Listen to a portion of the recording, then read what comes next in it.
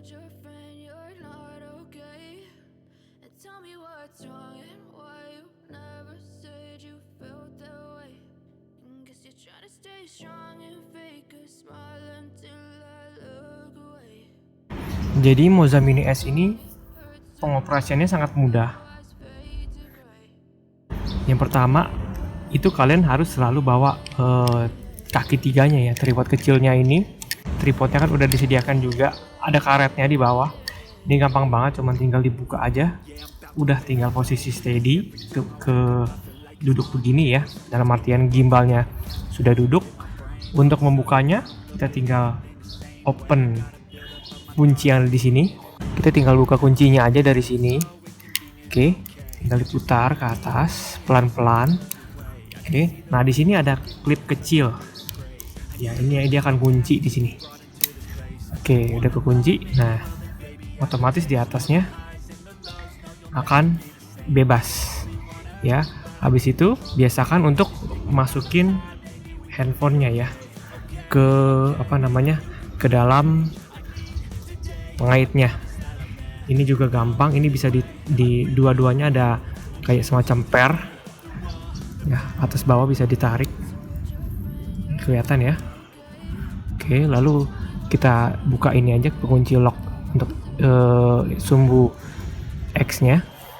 Nah, ini udah kebuka. Nah, ini kalau gini kan posisinya nggak gitu seimbang ya. Kita harus seimbangin dulu, jadi nggak terlalu beban ke kanan atau beban ke kiri.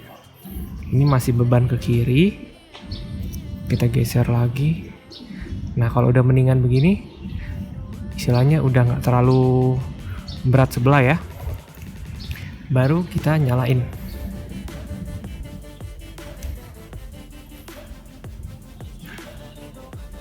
Otomatis gimbalnya ini akan menyesuaikan posisi yang seimbang. Kita ke ini, nah dia akan bergerak. Ini ya. Jadi kalau kalian mau rotate lebih gampang gitu. Oke. Nah, lalu untuk menu-menu yang di sini, maksud saya yang di bawah ini ya, yang bulatan ini ada lingkaran bulat, ini lebih kepake kalau misalnya dihubungkan dengan aplikasinya langsung ya. Untuk fitur-fiturnya ini lumayan komplit ya. Bisa kita lihat, ini kita bisa naik turunin ke kanan atau ke kiri, bisa langsung pakai joystick. Nah, sangat-sangat mudah. Nah, ini untuk zoom kita bisa ambil dari tombol atas bawah di sini. Nah, kita bisa zoom in, zoom out dari sini bisa langsung. Oke. Ini sangat-sangat smooth ya jika kalian pengen yang video-video yang footage yang santai itu lebih gampang, makanya zoom in zoom outnya kanan kirinya lebih gampang. Kalau yang cepat juga bisa langsung zet gitu ya, zet. Tapi kalau misalnya langsung mau smooth santai gitu ya, ini juga bisa banget. Kita lihat ini pelan gitu ya. Oke, kita bisa auto zoom in pakai tombol yang di sini. Oke, kelihatan nggak ya? Zoom out juga dipencet lagi.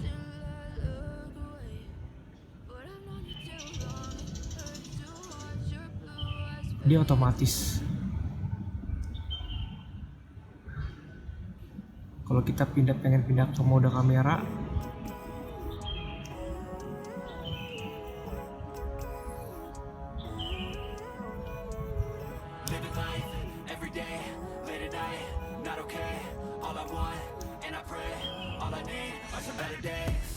dia stop recording.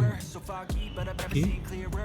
Untuk sebenarnya kita bisa pilih langsung di touch di sini juga ya. Untuk resolusi video misalnya kita pengen pakai resolusi berapa sih? 720 pixel, 30, ada pilihan 30 fps, 60 fps, 120 fps, bisa di sini sampai 240 fps. Untuk 720p, kalau 1080 FHD bisa sampai 240 fps juga ya. Kita bisa lihat ini videonya akan sangat-sangat smooth. Ada 120 fps juga, ada 60 fps, dan yang paling kecil 30 fps juga dia bisa. 4K, cuman hati-hati kalau pakai video 4K itu hasilnya akan gede banget filenya.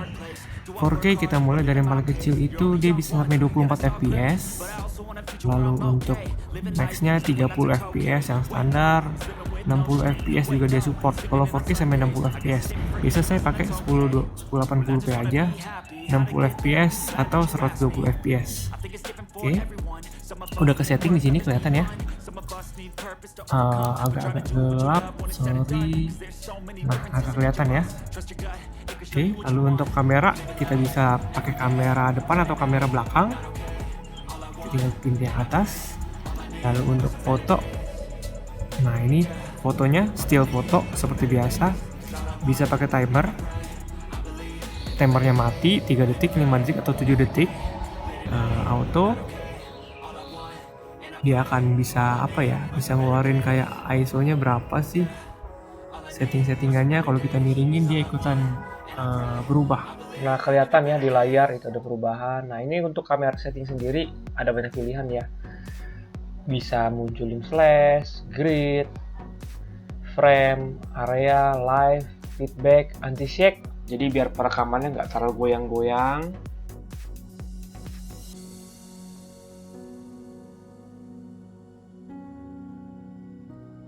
Ada recording, volume key, spirit level, banyak banget sih menunya ya. Saya juga kurang kepake untuk menu-menu ini. Kalibrasi, kalau misalnya kalian pengen mengkalibrasi dari awal gitu ya. Sebenarnya kalau untuk penggunaan harian sih lebih banyak langsung ke gimbalnya ya, jadi nggak langsung connect ke aplikasinya karena terlalu ribet. Ini fitur yang paling menarik dari aplikasinya. Jadi kalian bisa kayak ngepoint satu titik, misalnya kayak penguin di depan ya. Ini saya ngunci di penguinnya. Jadi kalau misalnya kita belok kanan, belok kiri, jadi gimbalnya tuh akan ngikutin si penguinnya itu. Jadi dia akan memfokuskan ke penguinnya. Nah, kalau kita ke kiri, dia ngikutin ya. Ini otomatis langsung ke arah penguin dia. Point of view-nya. Oke, kita cek kestabilan gimbal yuk. Sekarang saya akan mulai jalan agak cepat ya. Kita lihat hasilnya seperti apa. Sebenarnya kestabilannya itu juga tergantung dari kekuatan tangan kita ya. Kalau misalnya kita genggam gimbalnya itu pakai 2 tangan ya, kan harusnya itu pegang pakai 2 tangan ya. Kalau 2 tangan kan lebih kuat gitu ya. Jadi dia nggak terlalu goyang atas bawah. Dan kalau misalnya agak lari, tapi jarang kan orang pakai gimbal buat lari-lari. Nah, ini lebih ke arah jalan cepat ya. Saya nggak terlalu lari karena memang obstacle-nya lumayan besar di sini ya. Ada naik turunan juga. Ntar malah kepreset lagi kan, nggak lucu. Ini menurut saya smooth sih ya. Jadi enak kalau buat lari itu nggak goyang-goyang gitu ya. Nah, kalau jalan santai dia lebih ke arah apa ya namanya ya. Nah, kalau jalan santai dia lebih smooth lagi gitu ya. Nggak kelihatan kalau orang pakai gimbal kan kelihatan banget itu goyangan gerakannya, miring kanan, miring kiri, dan dia fokus ke arah depan gitu. Itu yang bagus dari gimbal ini. Bisa kelihatan ya hasil jadinya ya. Dan untuk kesemutan atau kepresisiannya tergantung dari settingan handphone ya. Misalnya kalian kameranya pakai 120 fps atau 60 fps, itu kan pasti lebih halus lagi gerakannya, nggak yang terlalu ngeglitch gitu ya. Iya, ini dia untuk hasil jalan atau jalan cepet sih. Oke. Lalu untuk satu fitur yang sangat bisa dipakai itu ada satu button di sini. Ini berguna banget kalau misalnya kalian ingin bikin kalibrasi ulang ya. Jadi kalau misalnya udah kemana-mana, gimbalnya kan bingung tuh mana kanan kiri yang paling pas gitu. Kalian tinggal pencet 2 kali, kayak misalnya gini ya. Kan posisinya udah udah nggak karuan lah gitu ya, udah kemana-kemana gitu ya. Pencet 2 kali dia akan otomatis balik ke mode normal. Nah, dia otomatis. Oke. Nah, kalau kita pencet 3 kali, handphonenya ini dia akan ngikutin arah arah si gimbal. Kayak misalnya contohnya begini. Kalau misalnya begini kan handphonenya selalu hadap atas ya. Kalau saya turunin begini, handphonenya ikutin, akan menghadap ke atas juga. Nah, kalau misalnya saya pencet 3 kali, 1, 2, 3, nah, handphonenya ini akan ngikutin, akan tidur. Nah, ini tahan ya, sini saya masih tahan. Ini handphone ini masih tidur. Jadi kalau kalian ingin video-video yang ke bawah gitu, ini lebih dari atas, misalnya dari tangga, misalnya dari lantai atas ke bawah, ini sangat-sangat bisa bisa dipakai fitur kayak ini. Ini keren sih. Dia tetap stabil, nggak langsung gelegek-gelegek, dan bisa bikin footage gitu ya. Kalau dari arah atas gitu ya.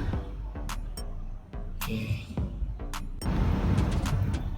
Fitur menarik lainnya yaitu kalian bisa melakukan inception mode kalau di bahasanya Mozilla. Ini caranya cukup gampang. Kalian pencet aja 3 kali ini, bagian tombol yang paling bawah ini ya, 1, 2, 3, dia otomatis ke atas. Balikinnya gimana? Pencet 3 kali lagi, balik lagi.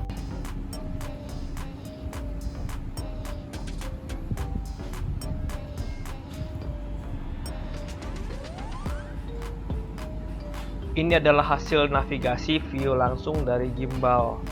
Di gimbalnya saya taruh di atas meja, pakai tombol navigasi ke kanan dan ke kiri. Ini sih hasilnya udah nggak ada yang ngalahin ya. Pasti udah smooth banget, karena cuma tinggal pakai tombol navigasi, digeser aja ke kanan dan ke kiri. Itu dia udah ngikutin. Jadi kelihatan banget bedanya kalau kalian pegang langsung handphone atau kamera dibanding langsung pakai alat ya. Oke, supaya channel ini semakin berkembang, silahkan kalian subscribe, like, dan aktifkan lonceng untuk menerima video-video saya menarik lainnya ya.